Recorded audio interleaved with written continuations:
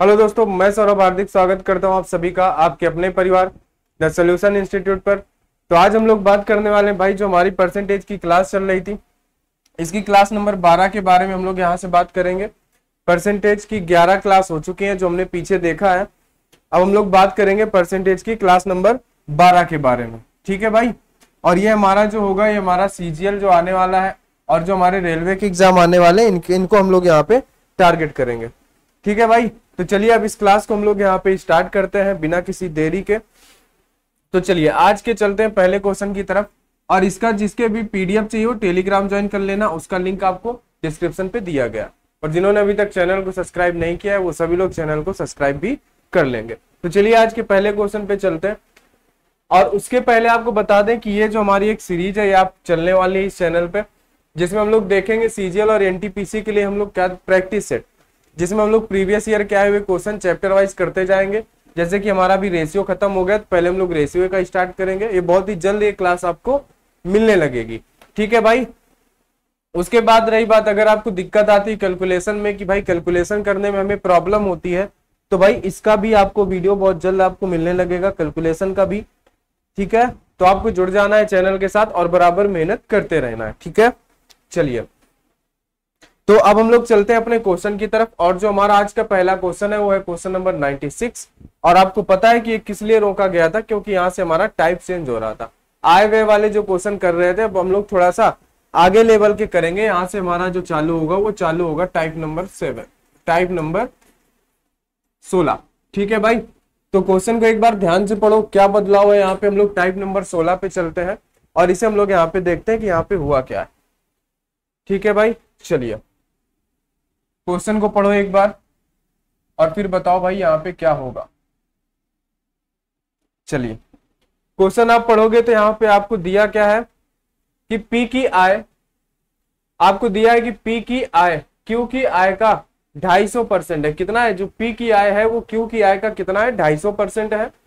और P का व्यय Q के व्यय का 180% है। जो P का व्यय है वो Q के व्यय का कितना है? 180% है। यदि P की आय Q के व्यय का 400% है तो P की बचत क्या होगी? अब देखो यहाँ पे तीन चीजें हैं। क्या है? एक तो आपको पता है कि आय है, ठीक है, दूसरा आपको पता है कि यहाँ पे व्यय है, और तीसरा आपको पता है कि यहाँ पे बचत है। ठीक है, और कौन लोग हैं? दो लोग हैं, एक P है और एक Q है। बस हमें इन्हीं दोनों को समझना है, इनकी आय और व्यय सेट करनी है, बस हमारा काम क्या है? हो जाएगा। ठीक है भाई, अब देखो इसको समझो यहाँ पे कि इन्होंने बोला क्या है। अब आपको यहाँ पे कोई ऐसा मानना पड़ेगा जिससे सारे कनेक्टेड हो। तो देखो P की आय Q की आय का 250% है और P का व्यय Q के व्यय का 180% है। यदि P की आय, अब यहाँ पे ध्यान से देखो इस तीसरे सेंटेंस को, कि जो P की आय है वो Q के व्यय का 400% है। यानी किसका? जो Q का व्यय है उसका 400% है क्या? P की आय। तो हमें क्या करना है? हमें P की आय को मान लेते हैं। ठीक है, Q के व्यय का 400% है तो Q का हम व्यय मान लेते हैं। Q ये है, इसका व्यय ये है, तो यहां पे हम इसको मान लेते हैं कि भाई इसका व्यय 100 है। ठीक है, हमने क्या माना कि जो Q का व्यय है वो कितना है? 100 रुपए है। तो अब इसका 400% कितना होगा? इसका 400% 400 होगा, जो कि P की आय होगी। बताओ भाई इतनी बात समझ में आई क्या? P की आय Q के व्यय का 400%। हमने यहां से इसको स्टार्ट किया। अगला सेंटेंस पढ़े तो P का व्यय Q के व्यय का 180% है। यानी जो P का व्यय है वो Q के व्यय का 180% है। अब आपको पता है कि इसका 180% निकालोगे तो वो 180 ही आएगा। ठीक है, तो ये कितना हो गया? 180% हो गया। अब ऊपर चलते हैं। P की आय Q की आय का, जो P की आय है वो Q की आय का 250% है। क्या बोला इन्होंने? जो P की आय है वो Q की आय का कितना है? जो P की आय है वो Q की आय का 250% है। कितना है? 250% है। तो आपको पता है कि अगर हम माने कि P की आय Q की आय का 250% है, अगर हम Q का कितना मान लें? 250%। अगर हम 250% निकालने जाएंगे तो 250% का मतलब कितना हो जाएगा? आप बताओ। 50 से कैंसिल करोगे 2 बार कैंसिल हो जाएगा, और 50 से कैंसिल करोगे तो ये 5 बार कैंसिल हो जाएगा। यानी रेशियो हमारा कितने का बनेगा? 5:2। रेशियो हमारा क्या बनेगा? 5 और 2 का यहाँ पे हमारा क्या बन रहा होगा? रेशियो बन रहा होगा। बताओ इतनी बात समझ में आई? क्यू का 250% है कौन, पी, तो ये क्या होगा, ये पी है ऊपर 250 क्यू का, तो क्यू नीचे है। तो हमारे पास क्या बन गया, पी और क्यू का जो रेशियो है वो कितने का होना चाहिए, 5:2, है ना। बात आप समझे। तो अब देखो जरा, यहाँ पे आपने पी का आय पहले ही रखा है कि भाई पी की आय 400 है, और यहाँ पे पी की आय आपको मिली है 5, और यहाँ पे हमें क्यू का पता लगाने के लिए 2 से गुणा कराएंगे। 5 से गुणा कराओगे तो कितना होगा, 8×45 0, यानी 8×2=16। क्यू की आय कितनी आ गई, 160। बोलो इतनी बात समझ में आई कि नहीं ये वाली। भाई हमें क्या बताना है, जो पी की आय है वो 250% है किसका, क्यू का, तो हमने ऊपर 250 रखा, नीचे क्यू को रखा 100। आप डिवाइड करोगे 5/2 आएगा, यानी पी होगा 5, क्यू होगा 2। इतनी बात समझ गए। अब देखो पी यहाँ पे ऑलरेडी है 400, हमने देखा पी यहाँ पे 5 है, तो हमने 400 को 5 से भाग दिया। क्यू पता लगाना था तो हमने क्या कर दिया, 2 का गुणा करा दिया, तो क्या हुआ, हमारा आंसर आया 160। अब देखो, तो इन्होंने बोला है तो पी की बचत और क्यू की बचत का संबंधित अनुपात बताओ, ठीक है। चलो तो अब देखो जरा, इसने 400 में से 180 रुपए खर्च कर दिए, तो कितने बचे इसके पास बचत हुई 220 की, ठीक है। और इसने 160 में से 100 खर्च कर दिए, तो इसके पास बचत हुई 60 की। और बचत का हमें क्या बताना है, संबंधित अनुपात। तो भाई 0 से 0 कैंसिल कर दो, 2 से कैंसिल करोगे तो ये 11 बार, 2 से कैंसिल करोगे तो ये 3 बार, यानी इनकी बचत का संबंधित अनुपात कितना आया, इनकी बचत का संबंधित अनुपात आया 11:3। बोलो बात समझ में आई, है ना। हमने क्या किया कि भाई जो हमें दिया था रिलेशन, उसको हमने क्या किया, पहले ज्ञात किया। तो यहाँ पे क्या होगा, पी की आय क्यू के व्यय का 400% था, तो हमने पहले इसको किया, हमने इसको निकाला, ठीक है। उसके बाद फिर हमने क्या किया, उसके बाद फिर हमने इसको निकाला, और फिर उसके बाद हमने 160। बात समझे। हमने माना कि भाई क्यू का व्यय 100 है, तो पी की आय कितनी हो गई, 400 हो गई, ठीक है। फिर हमें पता लगा कि पी का व्यय क्यू के व्यय का 180%, हमने वो कर लिया। फिर पता लगा कि पी की आय जो है वो क्यू की आय से 250% है। क्यू की आय अगर 100 है तो ये 250 है, तो हमने क्या किया, 5/2 आ गया। पी 5 है, क्यू हमारा 2 है, हमने निकाल लिया, आ गया हमारा आंसर 11:3। बात समझ के चलिए चलते हैं अगले क्वेश्चन पे। और अगला क्वेश्चन यहाँ पे आपको बताते हैं कि ये क्वेश्चन में आपको करना क्या, ठीक है भाई। चलो 97 नंबर है आपके सामने। पी की आय क्यू की आय का 150% है, और पी का व्यय क्यू के व्यय का 60% है। यदि क्यू अपनी आय का 20% बचाता है, तो पी अपनी आय का कितना प्रतिशत बचाता है। सेम वही चीजें हैं यहाँ पे, कि क्या है यहाँ पे वही पी है और वही क्यू है, और इनका वही आय है, इनकम है, व्यय यानी कि एक्सपेंडिचर है, और इनकी बचत है यानी कि सेविंग्स है। यही 3 चीजें हैं, और फिर इन्हीं में आपको क्या करना है, इनका तालमेल सेट करना है, बस आपका आंसर आ जाएगा। अब देखो जरा यहाँ पे पी की आय क्यू की आय, अब देखो यहाँ पे सब कुछ सेम दिया है कि पी की आय क्यू की आय का, फिर बोला है पी का व्यय क्यू के व्यय का, यदि क्यू अपनी आय का इतना बचाता है। अब यहाँ पे कुछ एक दूसरे से कनेक्ट नहीं है, तो हम सीधे मान लेंगे कि पी की आय क्यू की आय का 150% है। जो पी की आय है वो क्यू की आय का, तो हमने क्यू को माना 100, तो ये हो गया हमारे पास कितना, 150, ठीक है। और पी का व्यय क्यू के व्यय का 60% है। अब देखो जरा, जो पी का व्यय है वो क्यू के व्यय का 60% है, यदि क्यू अपनी आय का 20% बचाता है। अब देखो पहले इसको समझ लेते हैं, क्यू अपनी आय का 20% बचाता है, क्योंकि अब हम सारी चीजें हमने आय मान लिया है, तो हम आय से ही कनेक्ट करेंगे उसको, है ना। इसलिए दूसरा सेंटेंस कनेक्ट नहीं हो पाएगा कि पी का व्यय क्यू के व्यय का इतना है, क्योंकि पी का व्यय हमें नहीं पता है, और अब हम मान नहीं सकते हैं, ठीक है। अगर आप 100 मानोगे तो फिर कैसे होगा, नहीं हो पाएगा। तो आपको करना क्या है, तीसरे सेंटेंस पे चलना है। यदि क्यू अपनी आय का 20% बचाता है, क्यू जो है वो अपनी आय का 20% बचा रहा है, यानी कि 20 रुपए बचा रहा है, तो खर्च कितना कर रहा है, वो 80 रुपए खर्च कर रहा है।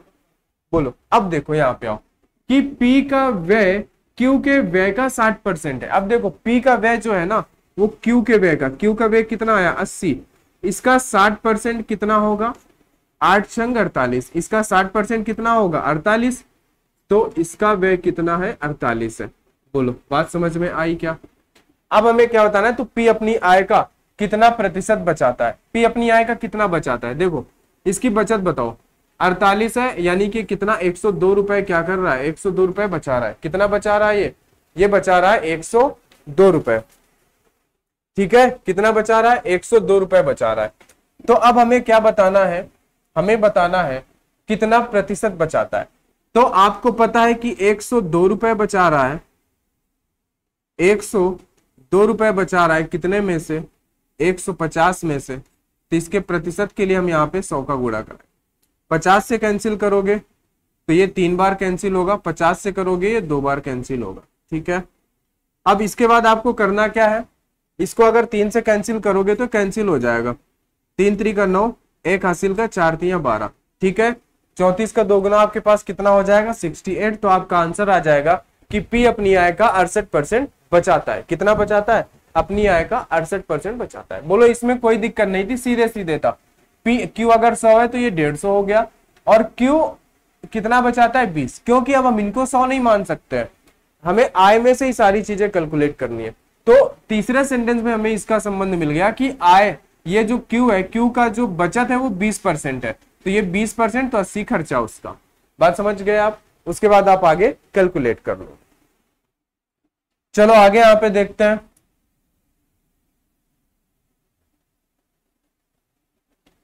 इस क्वेश्चन को पढ़ो जरा ध्यान से। मनोज ने अपनी आय का 25% अपने बेटे ए को, पढ़ो जरा ध्यान से। यहां से वो जो था टाइप नंबर 16 वो समाप्त होता है। यहां से अब हमारा जो है टाइप नंबर 17 स्टार्ट होगा, और इसमें देखो क्या बदलाव होता है। अब ये थोड़ा और कठिन होगा यहाँ पे। ठीक है, बोलो।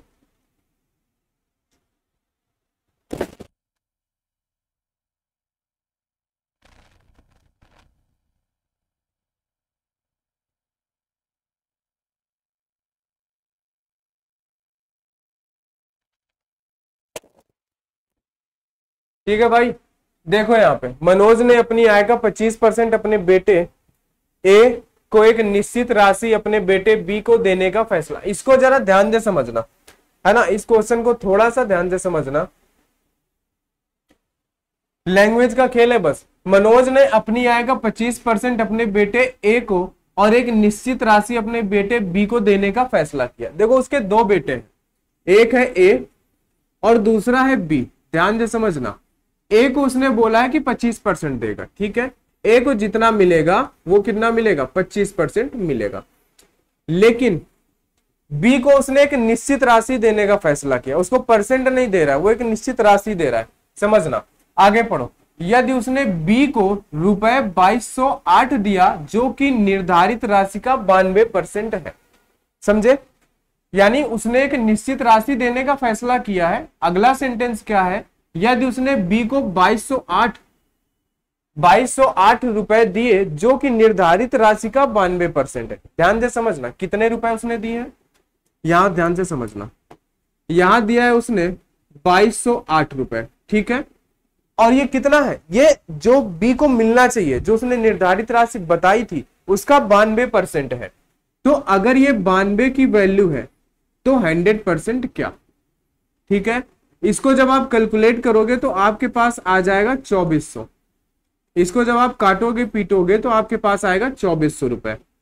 यानी कि जो बी को मिले वो कितने मिले, 2400 रुपए उसको निर्धारित किए गए। ठीक है, अब देखो जरा, 92% है और ए को दी गई राशि से 1542 कम है। ये किसके बारे में, इसी बारे में है कि बी को 2208 दिया गया जो कि 92% है और ए को दी गई राशि से इतना कम है। यानी ये जो 2208 है ना, ये जितना ए को देना चाहिए उससे 1542 कम है।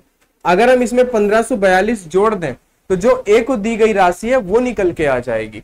तो वो क्या होगी भाई, आप बताओ यहाँ पे कि कितना हो जाएगा। वो 8 2 10 0 है ना, 4 8 2 10 0 4 और एक हो जाएगा 5 5 2 7 2 1 3, यानी कितना हो गया, यहाँ पे आ गया आपके पास कितना, 3750। बताओ भाई कितना आ गया, 3750। और देखो जरा, अब एक बात को समझो कि ये जो इसको दिए गए, कितने दिए गए, इसको दिए गए 3750 रुपए। कितने, 3750 रुपए। ठीक है, बात यहां से खत्म। तो क्या मनोज ने अपनी कुल आय का प्रतिशत अपने बेटे बी को देने का फैसला किया। अब आपको परसेंट बताना है कि बी को कितने रुपए मिले। तो जरा इस बात को यहां पे समझो कि ए को जितना मिलना था वो 2208 में से 2208 रुपए जो है वो ए को जितना मिलना था उसमें 1542 कम था, तो हमने 1542 जोड़ दिया, तो ये ए को मिलने वाली राशि है। और ए को मिला कितना है 25%, कुल राशि का 25% इसको मिला है। तो देखो जरा, अगर ये 3750 जो है ये 25% है तो 100% क्या निकल के आएगा। तो आप बोलोगे 25 से इसको काट दो 4 बार, 4 का मल्टीप्लाई कराओगे 0, ठीक है, 5 चौको 20 0, 7 चौको 28 और आपके पास 2 28 और 2 हो जाएगा 30 का 0, 4 3 12 और 1 15। यानी कि जो टोटल राशि है वो कितनी है, वो 15,000। कितनी है 15,000। ये आ गया आपके पास टोटल। बात समझे कि नहीं। हम यहां से नहीं निकाल सकते थे टोटल, क्यों, क्योंकि मनोज ने अपनी आय का 25% किसको दिया है, बेटे ए को दिया है। जो ए को देगा वो उसकी आय का 25% है, तो हम उसमें 100 का मल्टीप्लाई करा के 100% निकाल लेंगे। वो कितना आया 15,000। कितना आया 15,000 आ गया। बोलो बात समझ में आई क्या इतनी। अब आपको बताना है मनोज के ने अपने कुल आय का प्रतिशत अपने बेटे बी को देने का फैसला किया। बी को कितना परसेंट दिया, तो देखो बी को दिया है उसने 2400 रुपए और टोटल है उसके पास 15,000, यानी 15,000 रुपए में से उसने 2400 दिए हैं किसको, बेटे बी को। तो आपको परसेंट में बदलने के लिए 100 का गुणा कराना पड़ेगा। अब आप इसको कैलकुलेट कर दो, 1 2 और ये एक 3 0 कल चले जाएंगे। 15 से अगर इसको कैंसिल करोगे तो 15, इसको कैंसिल कर देते हैं 3 से कैंसिल हो जाएगा ये 5 बार, 3 से कैंसिल हो जाएगा ये 8 बार यानी 80 आ जाएगा, फिर ये कैंसिल हो जाएगा इससे 16 बार, यानी कितना आ जाएगा 16%। तो आपका आंसर क्या आया 16%। ठीक है, बताओ। तो जो इसने 24 रुपए दिए ये 15,000 का कितना है 16% है। अगर आप 15,000 का 16% निकालोगे तो कितना आएगा 2400 ही आएगा। बताओ बात समझ में आई कि नहीं आई।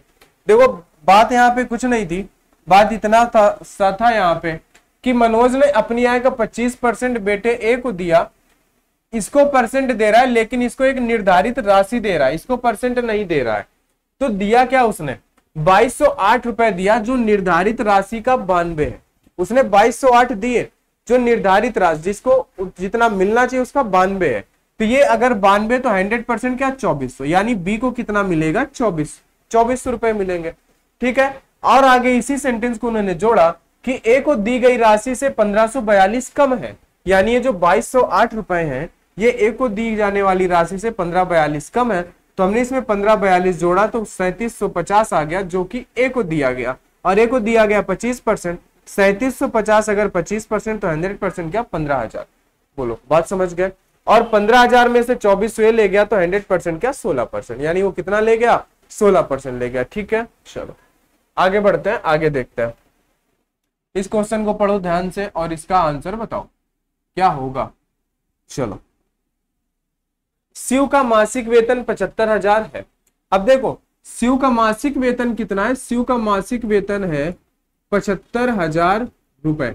शिव का मासिक वेतन कितना है, शिव का मासिक वेतन है 75,000 रुपए। वह घरेलू सामान में 12,000, ठीक है, LIC और म्यूचुअल फंड में 14,000 रुपए, अपने बच्चों की शिक्षा में 15,000 रुपए और फुटकर खर्चों में 10,000 रुपए। उसकी बचत जो है वो 2100 रुपए प्रतिमाह है और वह शेष राशि एक अनाथालय को दान करता है। यानी देखो कुल मिला के तो उसकी आय का प्रतिशत जो वह दान करता है। देखो पहली बात समझो कि उसकी कमाई 75,000, उसमें से ये खर्चा ये खर्चा ये खर्चा और ये खर्चा और ये बचत करने के बाद जो बचेगा और वह शेष राशि यानी जो बच रहा है उसके बाद उसको दान करता है वो। तो पहली बात तो आप इन सबको जोड़ दो, तो आप अगर इनको जोड़ोगे तो कितना हो जाएगा भाई 12 और ये 14 जोड़ोगे तो आपके पास हो जाएगा 26,000। 26 और 10 36, 36 में से अगर 15 जोड़ोगे तो 36 10 46, 46 में 5 आपने जोड़ा 51, 51 में से 21 जोड़ दो, 51 में से 21 तो 1 1 2 5 2 7 72, यानी वो 72,000 रुपए खर्च कर दे रहा है। कितना? इसमें से वो 72,000 रुपए खर्च कर दे रहा है, तो बचा उसके पास कितना? 3,000 रुपए। 3,000 रुपए उसके पास बचे और यही वो क्या करता है? दान करता है। तो आपको बताना है कितना प्रतिशत दान करता है, तो कोई दिक्कत नहीं है भाई। वो 3,000 रुपए दान कर रहा है, कितने में से? वो 75,000 में से। तो 100% कितना? 0 से 0, 1 0 से ये, 1 से ये, ठीक है। आप इसको 75 से काटोगे 150, 4 बार कटेगा ये, यानी कि 4%। अपनी आय का 4% वो क्या कर रहा है? दान कर रहा है। बोलो, इतनी सी बात थी बस, क्योंकि वो शेष राशि दान कर रहा है ना, तो उसके जो खर्चे हैं वो टोटल में से घटा दो, जो बचेगा वही दान कर रहा है। बचा 3,000, 3,000 उसने दान किया। 75,000 का 3,000 कितना? 4%, यानी 4% उसने दान कर दिया। चलो आगे देखते हैं। Question number 100। परसेंटेज पे हमने 100 क्वेश्चन पढ़ लिए हैं, ये क्वेश्चन नंबर है 100। हमें लगभग 150 के आसपास क्वेश्चन पढ़ने, अभी 50 क्वेश्चन हमें और पढ़ने। तो इस क्वेश्चन को जरा ध्यान से पढ़ो, क्वेश्चन नंबर 100, ठीक है। चलो, इसमें भी ज्यादा कुछ नहीं है, आसान है। एक व्यक्ति ने एक निश्चित पूंजी के साथ एक व्यवसाय शुरू किया। पहले वर्ष में उसने 60% का लाभ अर्जित किया और कुल पूंजी का 50% दान कर दिया।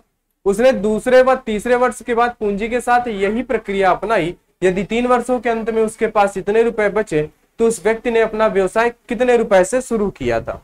अब देखो जरा, यहाँ पे है क्या? यहाँ पे है कुछ नहीं, बस इतनी सी बात है कि भाई मेरे, एक व्यक्ति ने एक निश्चित पूंजी से, हमने मान लिया कि उसने 100 रुपए से स्टार्ट किया था, ध्यान से समझना। और होता क्या है, 60% का लाभ अर्जित करता है वो, ठीक है, और 50% वो दान कर दे रहा है। ध्यान से समझना, 60% वो लाभ अर्जित करेगा, 50% दान कर देगा, ऐसा वो 3 बार करता है। तो ध्यान से समझो जरा, यहाँ पे 100 रुपए है। अब पहली बार में इसने इसका 60% लाभ कमाया तो 160 हो गया, 160 रुपए हो गए उसके पास। अब उसके बाद 50% वो दान करेगा। जब 160 का आधा कितना होगा? 50% मतलब आधा। 160 का आधा कितना हो जाएगा भाई? आप बोलोगे कि इसका आधा है 80। तो इसने क्या किया, इसमें से 80 रुपए दान कर दिए, तो बचे कितने उसके पास? बचे उसके पास 80 रुपए। बताओ, ये था इसका पहला स्टेज। पहले स्टेज में उसने 60% का लाभ कमाया, 50% उसने दान कर दिया। अब बचे उसके पास 80 रुपए। अब फिर यहाँ पे वो वही करेगा कि 80 रुपए का 60% वो लाभ कमाएगा। तो 80 का 60% आपको पता है, अभी हमने किसी सवाल में निकाला था, 8 संग 48 होगा, यानी कि वो 48 लाभ कमाएगा। 80 में से 48 लाभ कमाएगा, तो आप 80 में से 48 को जोड़ दो, है ना। तो आप क्या करोगे, इस 80 में से वो 48 का लाभ कमा रहा है, तो कितना? 8 और 8 4 12, 128 रुपए हो गए। अब 50% दान करेगा। इसका 50% कितना होगा? इसका आधा, जस्ट 50 और 14, यानी कि कितना? 64। यानी इसमें से 64 रुपए ये दान कर देगा। 8 में से 4 गए 4, 12 में से 6 गया 6, यानी अब उसके पास तीसरे स्टेज में 64 रुपए बचे। अब 64 का 60% वो लाभ कमाएगा। तो देखो जरा, 64 का 60%, 0 से 0, यहां पे आप क्या करो, इसका गुणा करा दो 6 का। 6 चौके 24 के रीत 4, हासिल लगे 2, 6 36 और 2 38, एक अंक बाद दशमलव, यानी 38.4। कितना उसने लाभ कमाया? उसने लाभ कमाया 38.4 का। उसने कितने का लाभ कमाया? उसने जो है लाभ कमाया 38.4 का। तो आप इसमें जोड़ दो 38.4। अब देखो जरा, इसमें आप जोड़ोगे 38.4, है ना, ये आप निकाल लेना। चलो, तो कितना आएगा भाई? 4 आया, 8 4 12 के रीत 2 आया, 6 3 9 1 10, यानी 102.4 हो गए। अब इसका 50% घटाना है, तो इसका आधा कितना हो जाएगा? इसका आधा होगा 51.2, ये इसका जस्ट आधा होगा। बोलो होगा कि नहीं? 51.2 इसका जस्ट आधा होगा। तो 51.2 अगर हम इसमें से घटा देंगे तो बचेगा क्या हमारे पास बचेगा 51.2।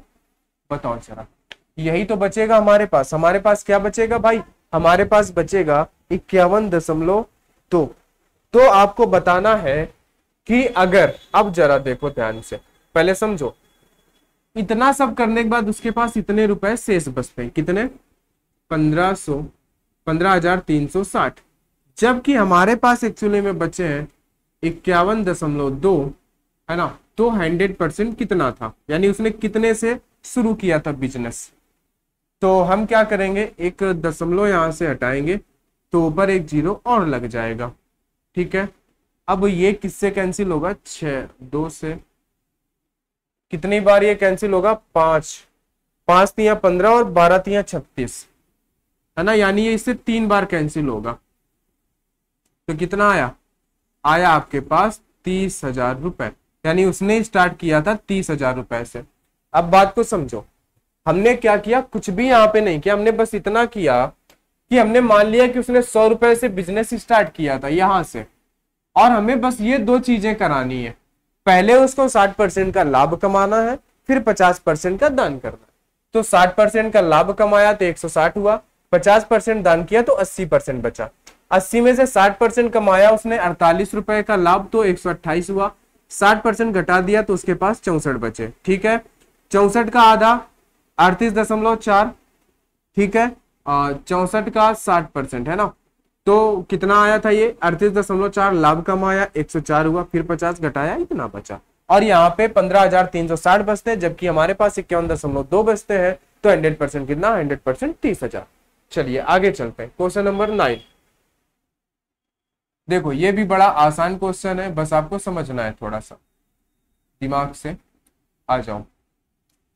देखो, राजू यातायात तथा भोजन पर क्रमशः अपनी आय का 10%, अपनी आय का 10% और 20% खर्च करता है।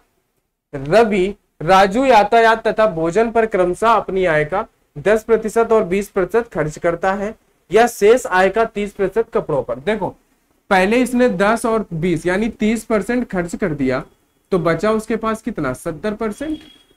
फिर शेष का 30% खर्चा करता है, तो फिर उसके पास कितना बचा, 70%, ठीक है, पर खर्च करता है, अपनी शेष आय को बचा लेता है। यदि उसकी बचत इतनी है तो भोजन और कपड़ों का मिलाकर कुल खर्च कितना है। अब देखो हमें नहीं पता उसके पास कितने रुपए थे, लेकिन उसके पास बचे 70%, 70% मतलब 7/10, फिर से 70, फिर से 7/10, ठीक है।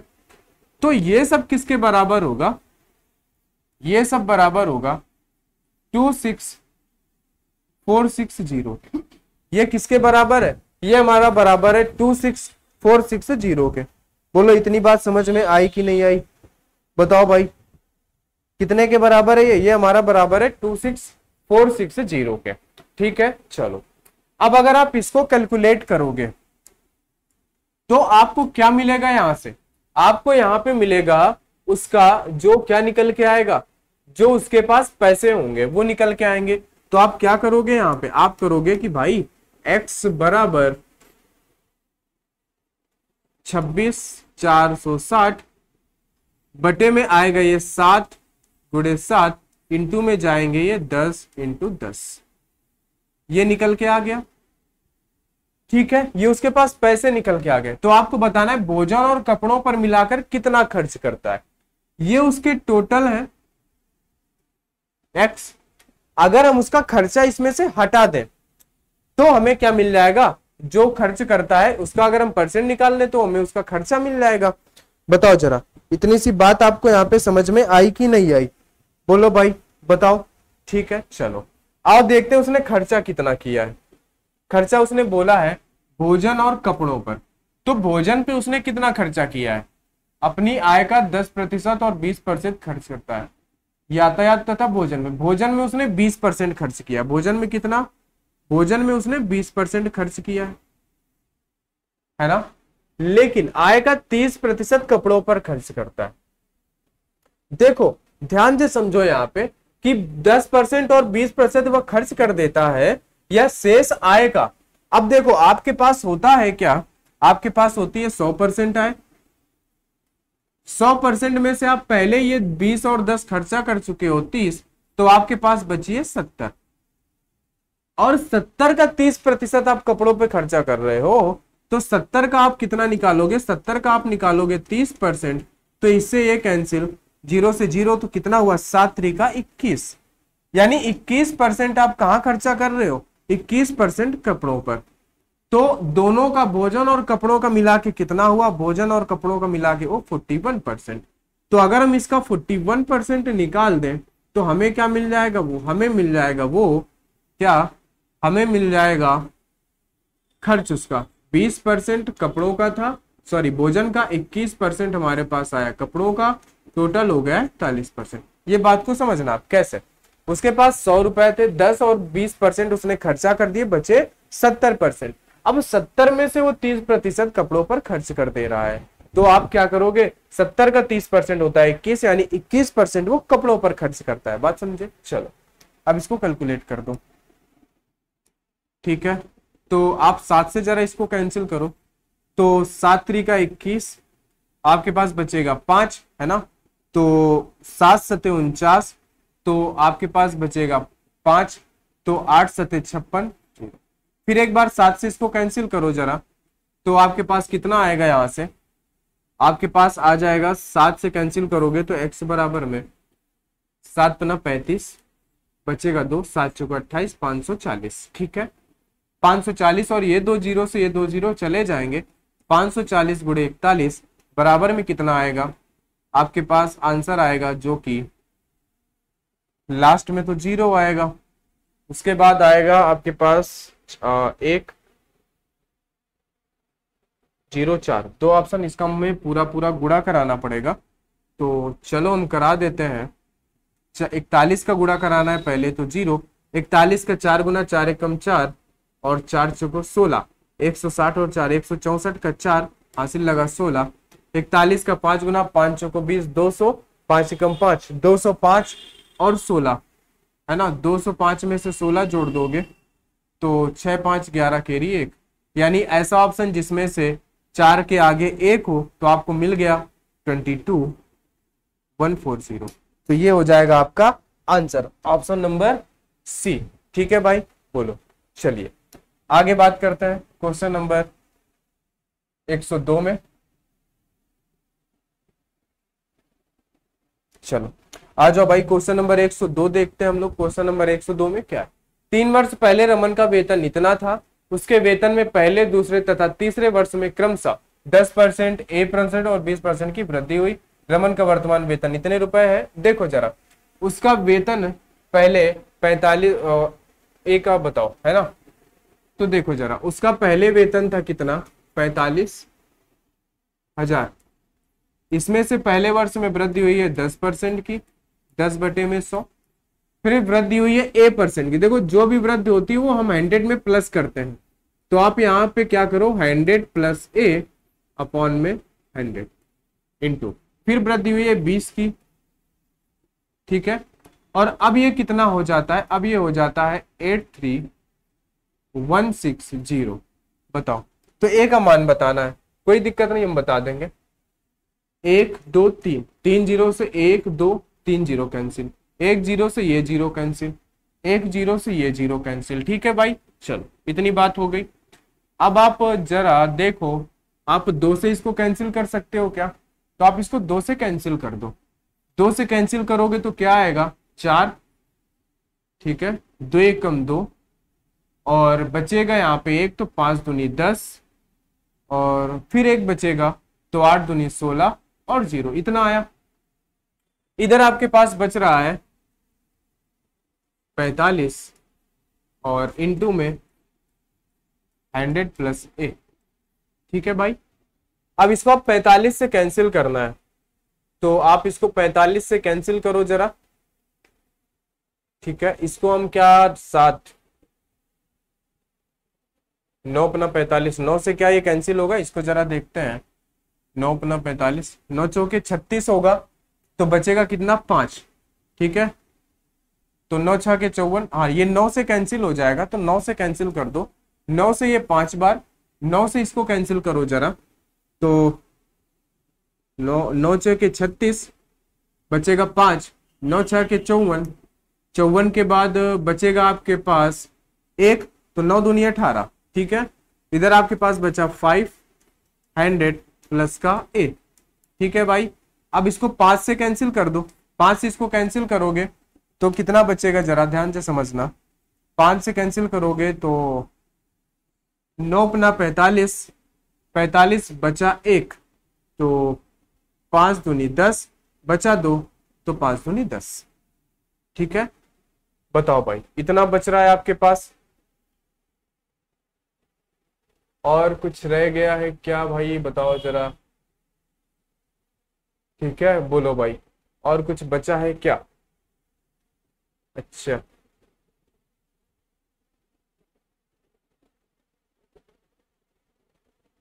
और अभी क्या बचा है, यहां तक देखो जरा, सही है। ये हुआ 45 आपका, ये कट गया, ऊपर ये बच रहा है, तो इसको हम इधर ही रहने देते हैं। नीचे एक जीरो अच्छा और बच रहा था, तो यहाँ पे एक जीरो और बच रहा था, तो हम एक जीरो यहाँ पे और लगा दें। नीचे हमारे पास एक जीरो और बच रहा था, तो हमने एक जीरो क्या किया, और लगा दिया हमने। बताओ जरा, ठीक है।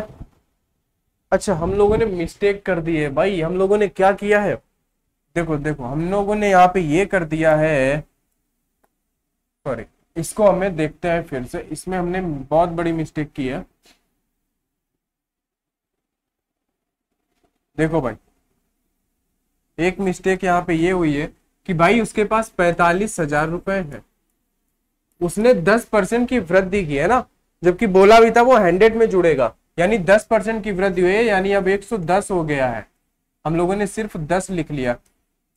फिर उसने क्या किया, ए की वृद्धि हुई तो 100 प्लस ए अपॉन में 100। फिर कितने की वृद्धि हुई है, 20 की, तो 120 बटे में 100 बराबर ये सब में कितना है, 83160 है। अब इसको हम कैंसिल आउट करेंगे, तो ये 3 जीरो से तो ये 2 और ये 3 चला जाएगा, 1 जीरो से ये जीरो, 1 जीरो से ये जीरो, ठीक है। अब हम इसको कैंसिल करेंगे किससे, अगर 11 से कैंसिल करते हैं तो 11 सत्ते 70। हम एक काम करते हैं इसको कि 9 से कैंसिल हो जाएगा क्या, 9 नहीं 81, बचेगा हमारे पास 2, 9 दूनी 18, बचेगा 3, 9 चौके 36, 9 से कैंसिल हो जाएगा। तो हम क्या करते हैं, 9 से इसको कैंसिल करेंगे 5 बार, 9 से हम इसको कैंसिल करेंगे तो 9, 9 नहीं 81, बचा 2, 9 दूनी 18, बचा 3, 9 चौके 36, 9 से कैंसिल। अब क्या ये 5 से कैंसिल हो जाएगा, तो 5 से हम इसको कैंसिल करेंगे अगर, तो 5 एकम 5, बचेगा 4, 8 पंच 40, 40 फिर बचेगा 2, 5 चौको 20, बचेगा 4, ठीक है। 5 से भी अभी ये कैंसिल हो जाएगा, तो हम इसको 5 से कैंसिल करते हैं और इसको अब नीचे लिखते हैं, ठीक है।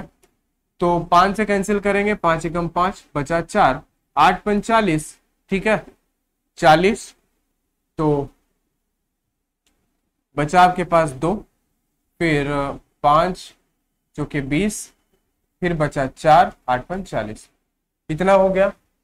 अब हमारे पास इधर बचा है 11 और इनटू में है हमारे पास, ये नीचे वाला जीरो इधर ऊपर ले लेते हैं, ये जो है, ठीक है। इधर हमारे पास बचा है 100 प्लस का a, और इधर भी है हमारे पास 12, ठीक है। अब हम इसको 11 से कैंसिल आउट कर लें क्या, 11 से करेंगे तो 11 एकम 11, बचेगा 7, तो 11 छक्का 66, बचेगा 8। हाँ, 11 से कैंसिल कर लेते हैं इसको, तो 11 से कैंसिल करेंगे तो 11 एकम 11, बचा आपके पास कितना, 7, 7 यहाँ पे आया, ये है आपके पास, है ना, इसको ऐसे काटते हैं, 11 एकम 11, ये बचा आपके पास 7, 74 हुआ, तो 11 छक्के 66, ठीक है, 66 हुआ, 4 उधर बचा, 4 ये 8 हो गया, तो 11 8 88, ये पूरा पूरा कट गया, ठीक है। अब हम क्या करते हैं, अब इसको हम 12 से काट देते हैं, ठीक है। अब इसको अगर हम 12 से काटेंगे तो ये 12 से कितनी बार कटेगा भाई मेरे, 12 से इसको काटो जरा, कि भाई अगर हम इसको 12 से काट दें तो 12 एकम 12, बचेगा आपके पास कितना, 4, 12 चौक 48, 140 आया। और इधर बचा आपके पास 100 प्लस का a। तो अब a इधर रहेगा, 100 उधर चला जाएगा, माइनस का जाएगा, 140 में से 100 जाएगा, तो a बराबर बचेगा 40, यानी कि वहां पे जो है वो क्या है 40%। a 40% की वृद्धि करनी पड़ेगी। बोलो बात समझ में आई क्या? आसान तक, कोई दिक्कत नहीं थी, बस आपको रखना है और कैलकुलेट कर देना है। ठीक है, चलिए आगे बात करते हैं अगले क्वेश्चन पे। ठीक है, इस क्वेश्चन को देखिए और इस क्वेश्चन को आप घर से करके लाइए।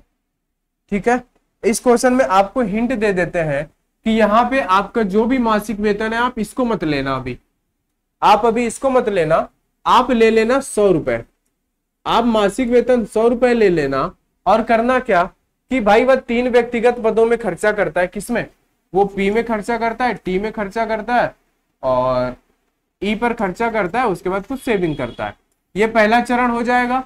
दूसरे चरण में फिर वही चीजें होंगी कि भाई 100 रुपए होंगे।